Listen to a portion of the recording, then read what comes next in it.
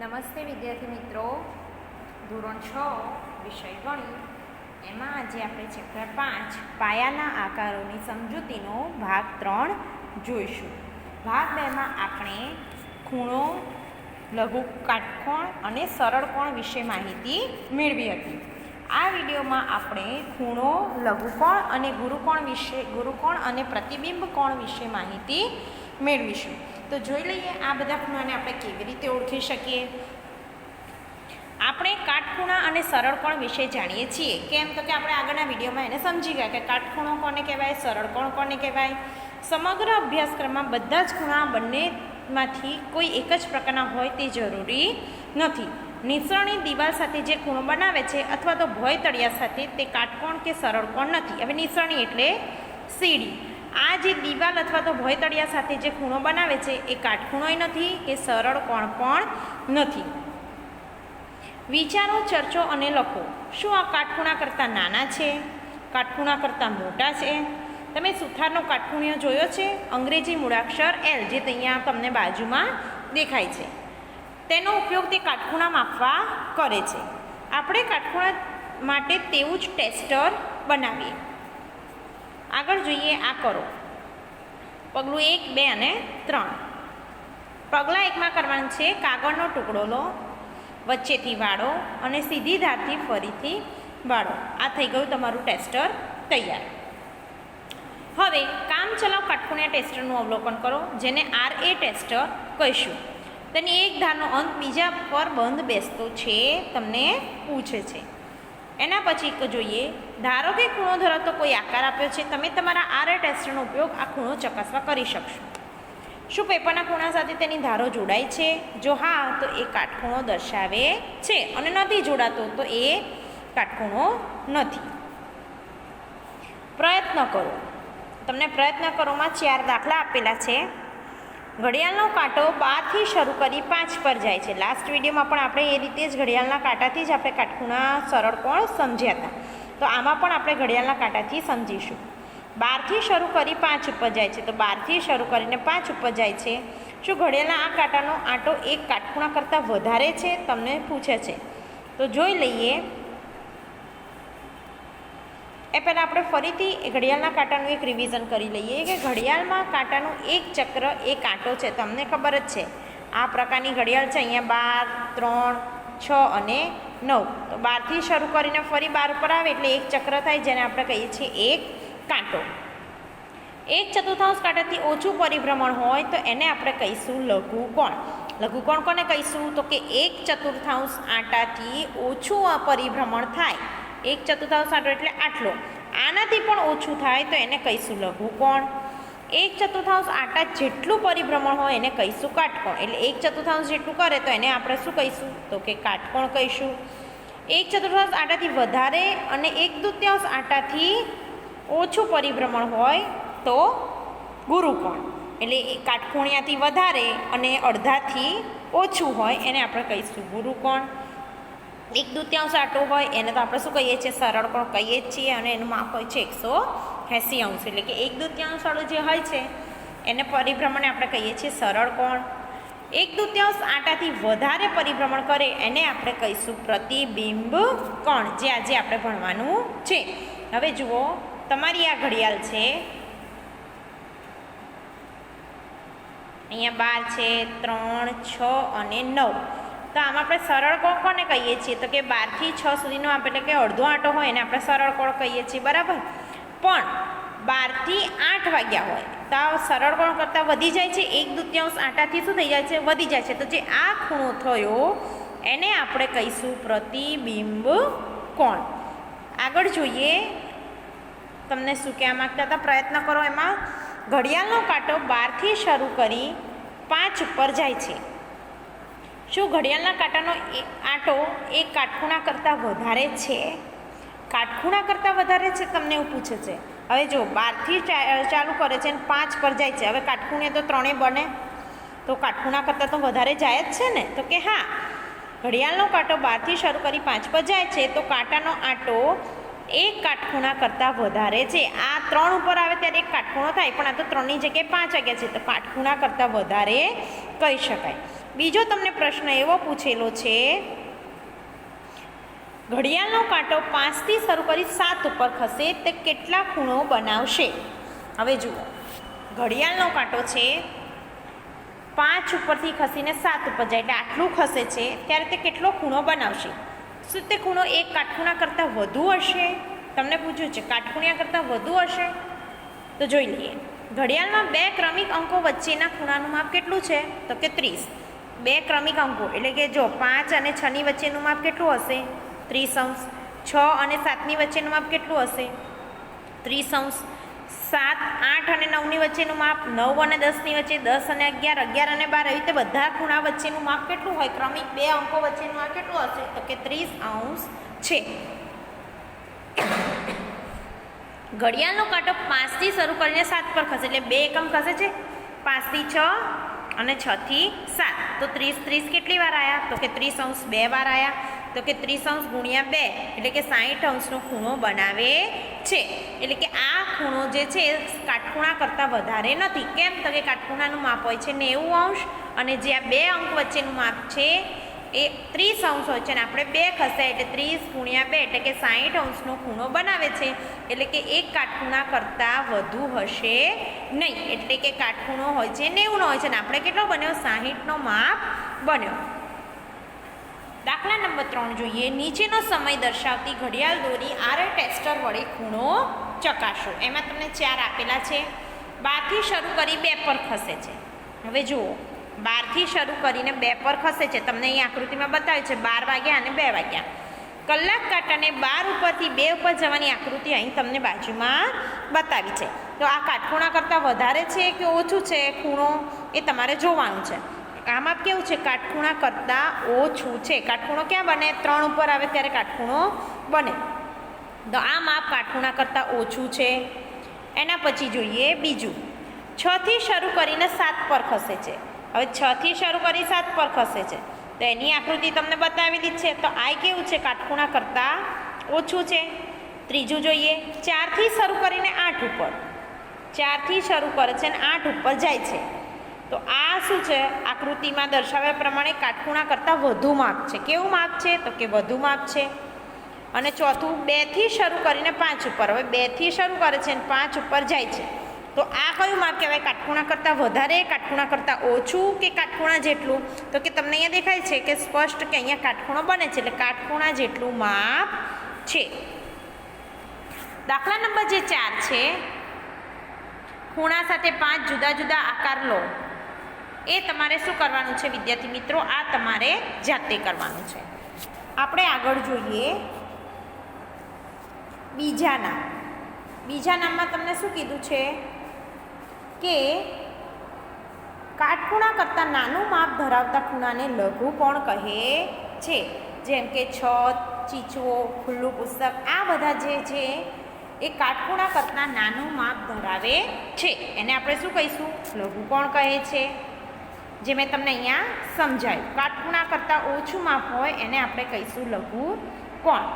એના પછી જોઈએ, તમે જોઈ શકશો કે તેમાંના દરેક આંટાના 1/4 ભાગ કરતાં પણ નાનો છે. એનો ભાગ કેવો છે? આંટો કેવો છે? 1/4 ભાગ કરતાં નાનો હોય છે, એટલે આપણે એને કહીશું લઘુકોણ. જો ખૂણાનું માપ કાટખૂણા કરતાં વધુ હોય અને સરળ કોણથી ઓછું હોય, એટલે સરળ કોણ એટલે અડધો આંટો, સરળ કોણ એટલે અડધો, અને કાટખૂણો એટલે ચોથો ભાગ. તો આનાથી વધુ હોય અને આનાથી ઓછું હોય તો એને આપણે કહીશું ગુરુકોણ. શું કહીશું? ગુરુકોણ કહીશું. જેમ કે ઘર, ચોપડી વાંચવાનું સ્ટેન્ડ, આ જે અહીંયા ખૂણા બતાવ્યા છે એની વાત કરી છે, એ છે ગુરુકોણ. દરેક આંટા 1/4 ભાગ કરતાં વધુ અને અડધા આંટા કરતાં ઓછો હોય છે. હવે આ અગાઉના ઉદાહરણમાં આપણે ગુરુકોણ શોધવાનો છે. એના પછી જોઈએ, પ્રતિબિંબ ખૂણો એ સરળ કોણ કરતાં મોટો હોય છે. પ્રતિબિંબ ખૂણો કેવો હોય છે? સરળ કોણ કરતાં મોટો હોય છે, અને તે અહીંયા બાજુમાં તમને જે આકૃતિ બતાવી છે એના જેવો દેખાય છે. જે મેં તમને કહ્યું કે અડધા કરતાં જેનું વધારે માપ બને એને આપણે શું કહીશું? પ્રતિબિંબ કોણ કહીશું. પ્રયત્ન કરો, આ વિદ્યાર્થી મિત્રો તમારે જાતે જોવાનું છે. એના પછી જોઈએ સ્વાધ્યાય 5.3, એમાં દાખલા નંબર 1, જોડકા જોડવાના છે. તમે વિડીયો 2-3 વાર જોશો એટલે તમને વધારે ક્લિયર થતું થશે કે 1/4 ઓછું માપ હોય એને આપણે લઘુકોણ કહીએ છીએ, 1/4 માપ હોય એને કાટકોણ કહીએ છીએ, કાટકોણથી વધારે અને સરળ કોણથી ઓછું હોય એને આપણે ગુરુકોણ કહીએ છીએ, 1/2 માપ હોય એને સરળ કોણ કહીએ છીએ અને 1/2થી વધારે માપ હોય એને આપણે પ્રતિબિંબ કોણ કહીએ છીએ. તો અત્યારે આપણે જોડકા જોડવાના છે ને આ બધા ખૂણા મેં તમને હમણાં સમજાયા એ આપણે હમણાં જોઈશું આમાં જોડકામાં. સરળ કોણ તો તમને બધાને ખબર છે કે સરળ કોણનું માપ શું હોય તો કે આટાના અડધા એટલે કે સી. શું હોય? આટાના અડધા એટલે કે સરળ કોણનું માપ આવશે સી. કાટખૂણો તો કે આટાનો 1/4 ભાગ. કયો ભાગ? આટાનો 1/4 ભાગ એટલે કે એનું આવશે સી. સરળ કોણમાં જોઈશું સી, કાટખૂણામાં જોઈશું ડી કે 1/4 ભાગ. બરાબર. પછી કે લઘુકોણ તો 1/4થી નાનો ભાગ. પછી છે ગુરુકોણ તો 1/4 અને 1/2ની વચ્ચેનો ભાગ. અને પ્રતિબિંબ કોણ તો આટાના અડધાથી વધારે. ફરીથી જોઈ લઈએ. સરળ કોણ માટે સી આટાના અડધા 180 માપ લાગે. કાટખૂણો તો કે ડી આટાનો 1/4 ભાગ 90 માપ લાગે. લઘુકોણ તો કે એ આટાના 1/4 ભાગથી નાનો એટલે કે 90 નાનો માપ જેને કહીએ એને લઘુકોણ કહીશું.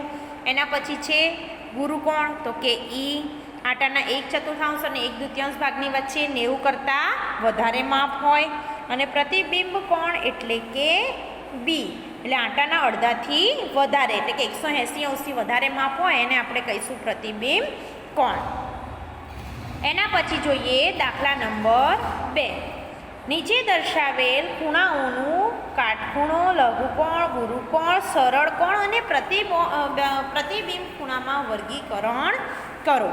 તો જોઈ લઈએ પહેલી આકૃતિ. પહેલી આકૃતિ કઈ આપી છે તમને તો કે પહેલી આકૃતિ છે એ લઘુકોણની આપી છે. કેમ તો કે આપેલા ખૂણાનું માપ કાટખૂણા કરતાં કેવું છે? ઓછું છે. આપેલા ખૂણાનું માપ કેવું છે? કાટખૂણા કરતાં ઓછું છે. બીજા નંબરની જે આકૃતિ છે એ ગુરુકોણની છે, એનું માપ કાટખૂણા કરતાં વધુ છે. પછી ત્રીજા નંબરની જે આકૃતિ આપી છે એ કાટખૂણો છે જેનું માપ આપણે લઈશું 90 ડી નંબરની આકૃતિ છે પ્રતિબિંબ કોણ, એ સરળ કોણ કરતાં એનું માપ વધુ હોય છે. ઈ સરળ કોણની આકૃતિ આપી છે એનું માપ 2 કાટખૂણા જેટલું એટલે કે 90 × 2 એટલે કે 180 માપ હોય છે. અને છેલ્લી આકૃતિ છે એ તમને ખૂણા દર્શાવીને લઘુકોણની આપેલી છે. કારણ કે બંને ખૂણાના માપ કાટખૂણા કરતાં કેવા છે તો કે ઓછા છે. એના પછી આપણે જોઈએ ખૂણો માપવો. ખૂણો માપવો એ આપણે સમજીશું. આપણે બનાવેલા કામચલાઉ રાઇટ એંગલ ટેસ્ટર કાટખૂણા સાથે અન્ય ખૂણાની સરખામણી કરવામાં ઉપયોગી છે. આપણે લઘુકોણ, ગુરુકોણ અથવા તો પ્રતિબિંબ કોણમાં વર્ગીકરણ કરતાં શીખી ગયા, પરંતુ આપણને ચોક્કસ સરખામણી કરી આપતા નથી. તેનાથી એ પણ શોધી શકાતું નથી કે 2 ગુરુકોણમાંથી કયો ખૂણો મોટો છે.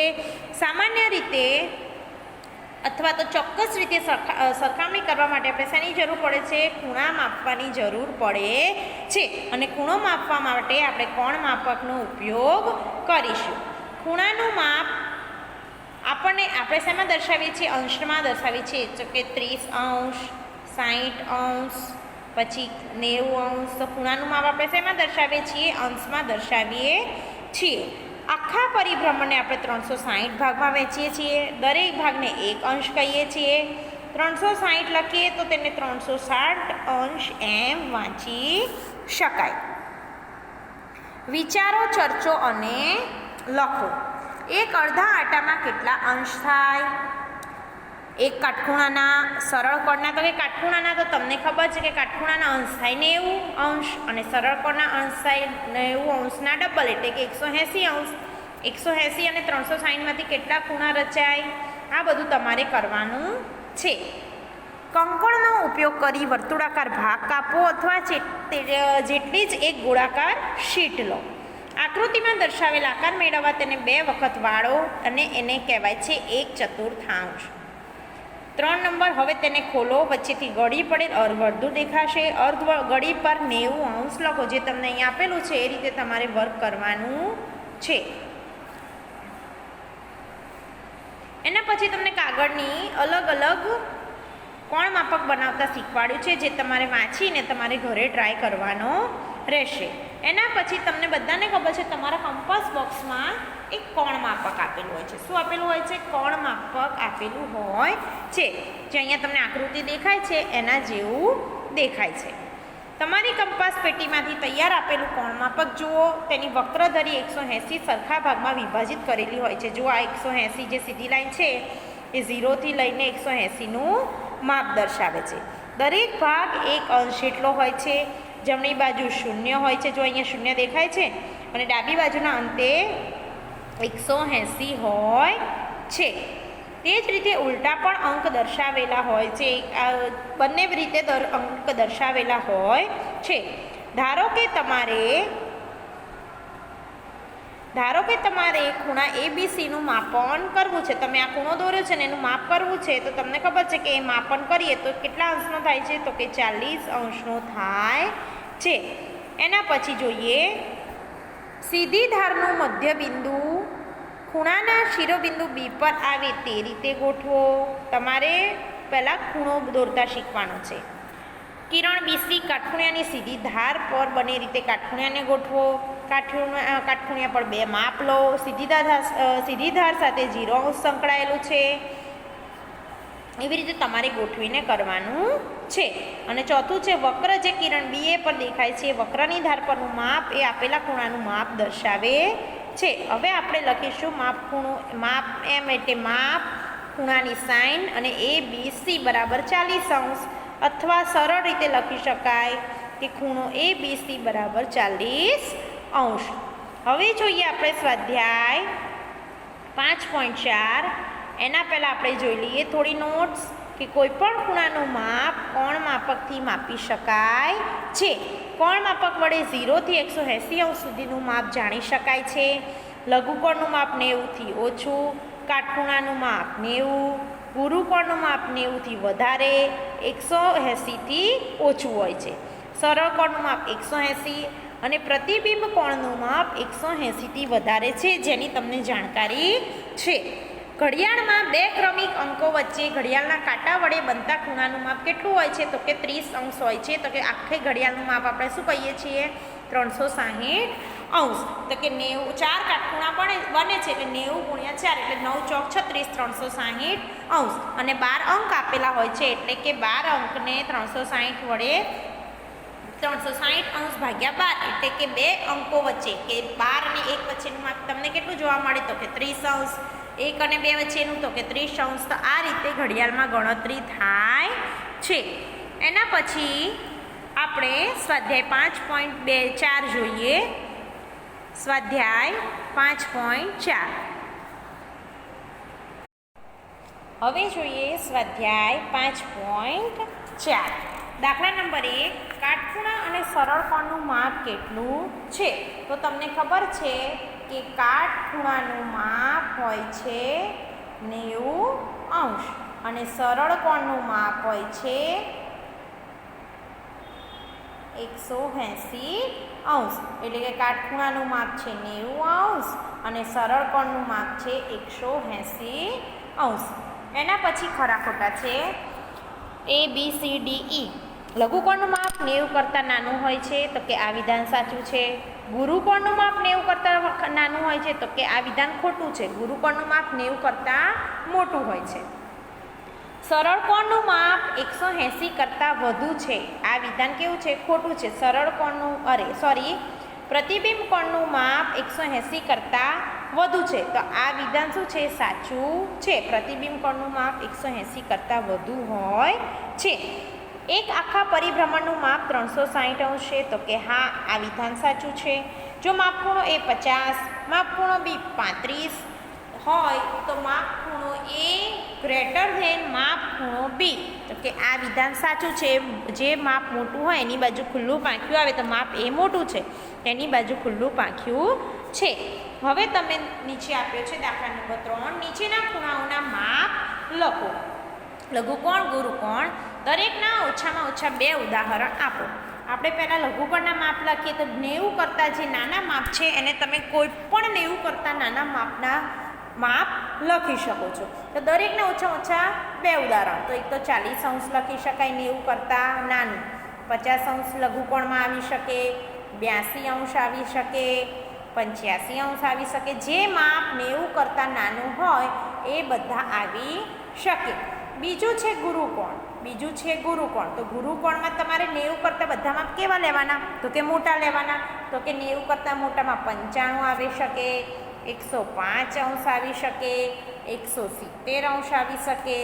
બરાબર ને? આ બધા માપ તમારે આવી શકે. દાખલા નંબર 4. કાટખૂણિયાની મદદથી નીચેના ખૂણાઓ માપો અને તેનું માપ લખો. આમાં તમારા કંપાસ બોક્સમાં તમારે જે કોણ માપક આવે છે એની મદદથી માપ કરી અને પછી તમારે માપ લખવાનું રહેશે. તો આ વિદ્યાર્થી મિત્રો તમારે જાતે માપી અને જાતે માપ લખવાનું છે. એના પછી જોઈએ દાખલા નંબર 5. કયો ખૂણો મોટો હશે પહેલાં અનુમાન કરવાનું છે, એટલે કે પહેલાં તમારે ધારવાનું છે અને પછી માપવાનું છે. તમે અહીંયા 2 આકૃતિ આપી છે, એ અને બી. તમે બંને આકૃતિ જોઈને અંદર લગાવી શકો છો કે બી જે છે એ ખૂણો મોટો હશે. તો હવે આપણે કાટખૂણિયાની મદદથી માપી લઈએ. તો ખૂણો એનું માપ છે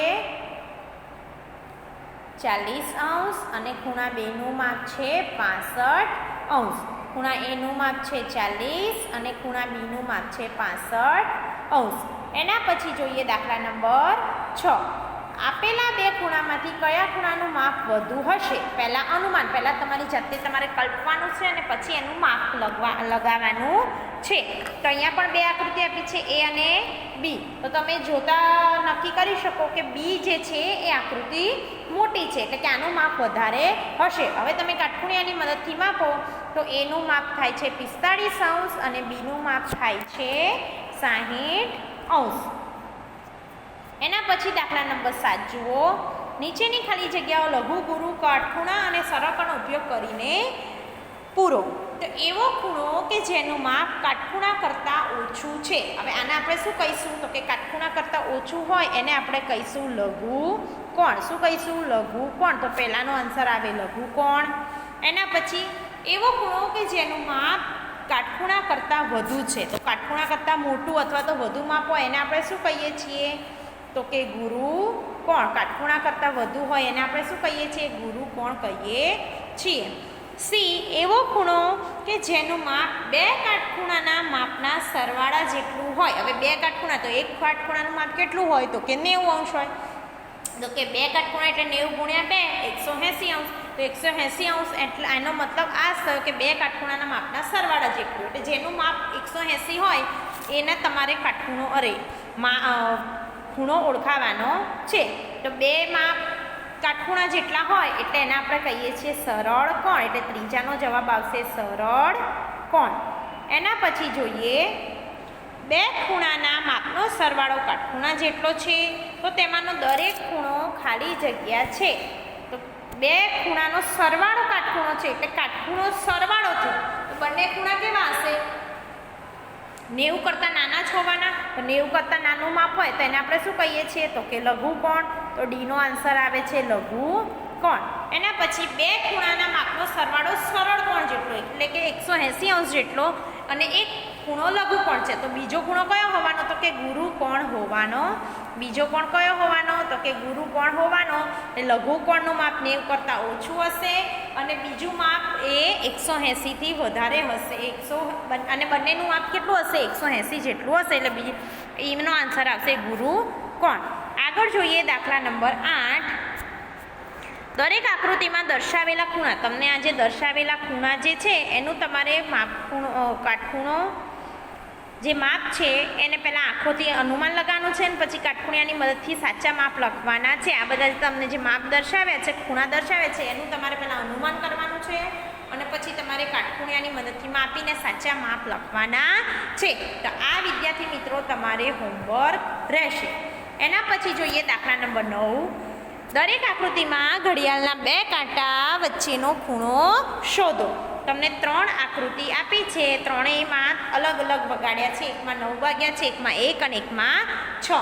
આ ત્રણેયના 2 કાંટા વચ્ચેનો તમારે ખૂણો શોધવાનો છે. તો જોઈ લઈએ. પહેલી આકૃતિ છે, એમાં 9 વાગ્યા છે. તો 9 વાગ્યા છે તો એક ઘડિયાળમાં 9 થી 12 વચ્ચેના ભાગ કેટલા થયા? તો કે 3 થયા. 9 થી 10, 10 થી 11 ને 11 થી 12 એમ 3 ભાગ થયા. હવે તમને ખબર છે કે ઘડિયાળમાં કુલ 12 ભાગ હોય છે. એટલે 12 ભાગનું માપ આપણે શું લીધું હતું? તો કે 360 અંશ લીધું હતું. અને 3 ભાગ છે એટલે એક ભાગનું માપ આપણે પહેલાં શોધીએ તો એક ભાગ 360 અંશ ભાગ્યા 12 કરો એટલે તમને એક ભાગનું માપ મળે. એને આપણે 30 અંશ કહીએ છીએ. અને તમને ખબર જ છે કે 2 અંકનું માપ કેટલું હોય? તો કે 30 અંશ હોય. ઘડિયાળમાં કેટલા અંક છે? 3 ભાગ છે. તો કે 3 ભાગનું માપ શોધવા જઈએ તો 3 ગુણ્યા 30 અંશ એટલે જવાબ આવે 90 અંશ. તો બંને કાંટા વચ્ચેનો ખૂણો કેટલો છે? તો કે 90 અંશનો ખૂણો છે. એના પછી તમને બીજામાં આપ્યું છે 1 વાગ્યો છે. બીજી ઘડિયાળમાં કેટલા વાગ્યા છે? 1 વાગ્યો છે.